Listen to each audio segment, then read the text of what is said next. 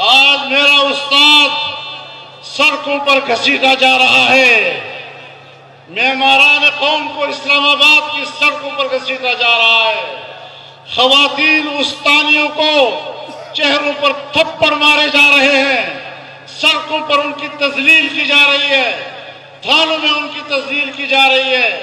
جو قوم کو سنوارنے والے لوگ ہیں، جو علم کی زینت سے سنوارتے ہیں، آج وہ اسی کی سزا پاکستان میں پا رہے ہیں۔ آج پشاور کا وہ ڈاکٹر جو لوگوں کے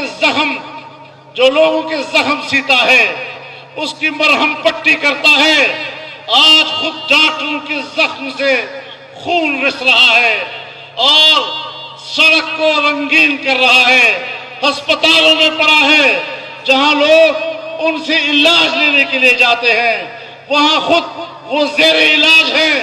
کیا یہ ملک اس لیے بنا تھا کہ ہمارا ڈاکٹر وہ بھی غیر محفوظ ہو، ہمارا استاد بھی غیر محفوظ ہو؟ آج وکیل بھی رو رہا ہے، وہ بھی میدانوں میں ہے، آج میڈیا کا کارکن بھی رو رہا ہے۔ کون سا طبقہ ہے جو اس وقت کرب میں مبتلا نہیں؟ اس کرب سے اگر قوم کو نکالنا ہے تو 2 دن کی مہلت ہے آپ کے پاس، آپ استعفیٰ دے دیں، ورنہ پھر اگلے دن ہم نے اس سے آگے فیصلے کرنے ہیں۔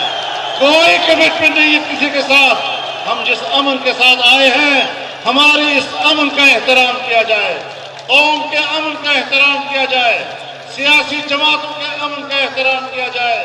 ہم مزید صبر و تحمل کا مظاہرہ نہیں کر سکتے۔ میں بتانا چاہتا ہوں